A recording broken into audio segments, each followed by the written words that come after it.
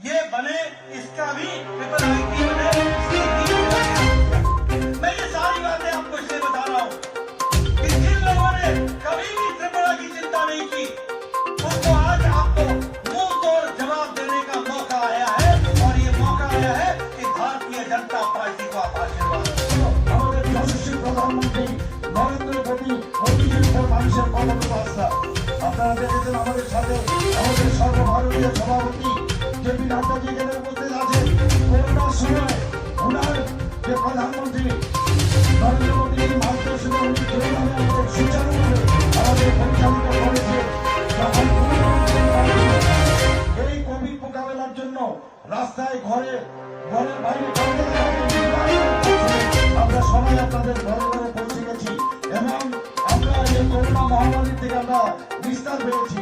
আমরা দেখেছি প্রধানমন্ত্রী নরেন্দ্র মোদী বলেছিলেন যে আমাদের এই দেশের মধ্যে আমরা ভ্যাকসিন আমরা তৈরি করবো এবং দ্রুত ভ্যাকসিন তৈরি করে তাদের মধ্যে আছে আজকে সবাই বেঁচে আছি। আমি এর জন্য মাননীয় প্রধানমন্ত্রী নরেন্দ্র মোদীজিকে আমি ধন্যবাদ এবং যেভাবে আমাদের কার্যকর্তারা মানুষের কাছে পৌঁছে গেছে, যে হিসাব আমাদের সর্বভারতীয় সভাপতি নাড্ডাজি আমাদের দেখিয়েছেন, আমরা এই পার্টির সমস্ত কার্যকর্তারা মানুষের পাশে পাশে দুর্দিনের সময় উপস্থিত ছিল। আমরা দেখেছি আমাদের পার্টি সবসময় সেবাই সংগঠনের পার্টি, মানুষের সাথে আমরা থাকি। भारत सरकार ने 600 करोड़ रुपए खर्च करके उनका निर्वाचन करने का, उनको असिस्टेंस देने का काम किया और उसके माध्यम से विकास की एक नई कहानी। मैं यहाँ आपके सामने यह भी बताना चाहता हूँ कि हम त्रिपुरा को कैसे देखते हैं।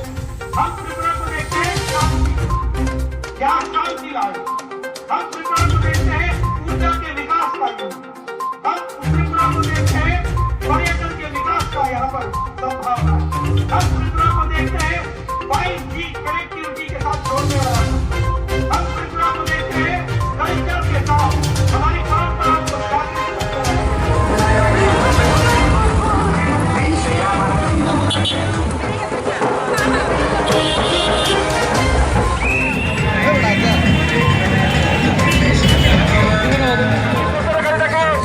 আরো সামনে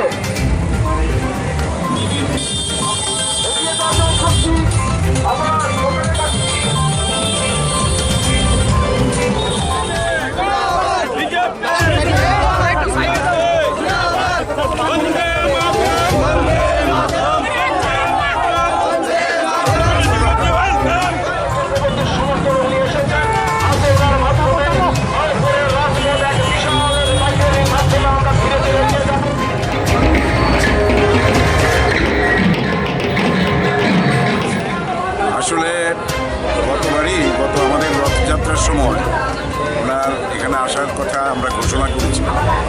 সেদিন উনি এত জনঢল নেমেছিল যে সময় মতো এসে বুঝতে পারেননি এবং তারপরে ফ্লাইটের টাইম হয়ে যাওয়ায় ওনাকে চলে যেতে হয়েছিল।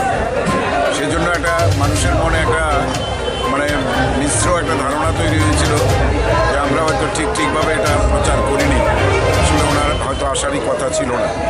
যাই হোক, শেষ পর্যন্ত আজকে উনি আসছেন, খুব আনন্দের, কারণ আমরা ওকে শুধু রূপালী পর্দার নায়ক হিসেবে এতদিন দেখেছি।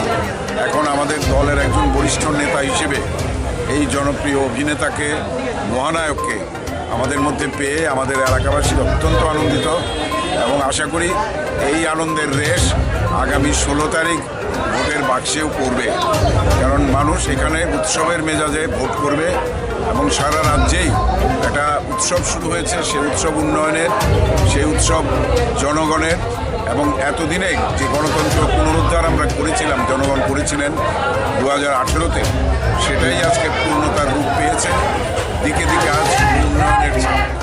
এই রাজ্যকে আমরা শ্রেষ্ঠ রাজ্য হিসেবে গড়ে তুলব, এই শপথ নিয়ে আমরা রাস্তায় বেরিয়েছি।